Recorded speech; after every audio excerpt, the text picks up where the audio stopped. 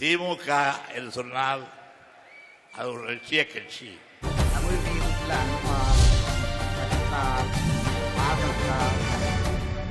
நான் 100 ஆண்டு காலம் வாழ வேண்டும், அதற்கு பிறகும் வாழ வேண்டும் என்றெல்லாம் ஆசையோடு சொன்னார்கள். நான் வாழ வேண்டும் என்று விரும்புகின்றவன். சில நேரங்களில் சலிப்பிலேயே என்ன வாழ்க்கை என்று சொன்னாலும் கூட பொது வாழ்க்கையில் ஏற்படுகின்ற வீசுகின்ற புயல், சூறாவளி, பூகம்பம் இவைகளின் காரணமாக சலிப்பு ஏற்பட்டு என்ன வாழ்க்கை என்றாலும் கூட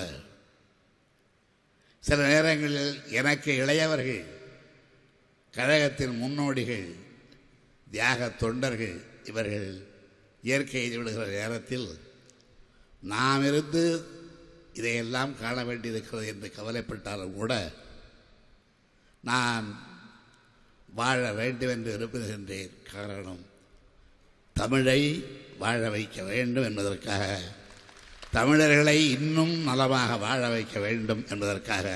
அது சுயநலமாக கூட இருக்கலாம். இந்த சுயநலத்தை விரும்பாத ஒரு தாய்நாட்டு பற்று கொண்டவன், தாய்மொழி பற்று கொண்டவன் யாரும் இருக்க முடியாது.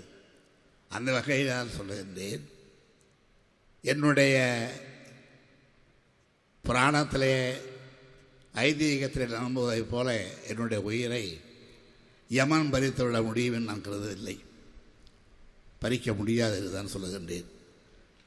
என்ன இவ்வளவு நெஞ்செழுத்த இவனுக்கு என்ன அகம்பாவம், என்ன ஆணவம் என்று எங்கள் கருதுவீர்களே. நான் சொல்லுகின்றேன், மாமன் நான் கிள்ளிவளவன், அவன் இறந்து விடுகிறான். இறந்துவிட்ட கிள்ளிவளவனை காண புலவர் ஓடி வருகிறார். ஓடி வந்த புலவர் கிள்ளிவளவனுடைய உடல் மாளிகையை வைக்கப்பட்டிருப்பதை பார்த்து ஒரு தமிழ் கவிதை பாடுகிறார். என்ன பாடுகிறார் தெரியுமா? செற்றென்று ஆயினும் செயிற்றென்று ஆயினும் உற்றென்று ஆயினும் உய்வின்று மாதோ, பாடுனர் போல கைதொழுது ஏற்றி இறந்தென்று ஆகல் வேண்டும் என்று பாடுகிறார்.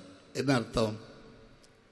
யமன் உன்னை எப்படி கொள்ளை கொண்டிருப்பார் என்று எண்ணி பார்க்கிறேன் கிள்ளிவளவா.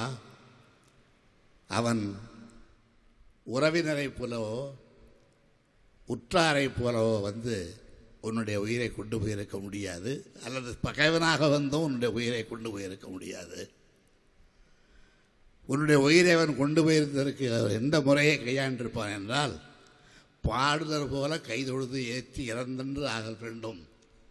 தமிழ் புலவனைப் போல கைதொழுது ஏற்றி ஒரு இடத்தில் இறந்தல்லவா அவருடைய உயிரை பெற்று போயிருக்க வேண்டும்.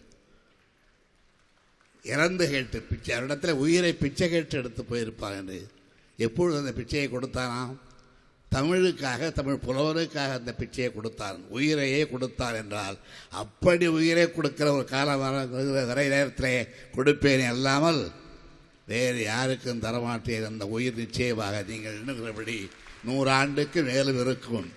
அதற்குள்ளே கொடுக்க வேண்டுமே என்றால் அது தமிழுக்காக, தமிழருக்காக, தமிழ்நாட்டுக்காக, தமிழ் கலைக்காக, தமிழ் பண்பாட்டுக்காக, தமிழ் இலக்கியத்திற்காகத்தான். உடனுக்குடன் செய்திகளை தெரிந்து கொள்ள சன் நியூஸ் பெல் ஐகானை கிளிக் பண்ணுங்க.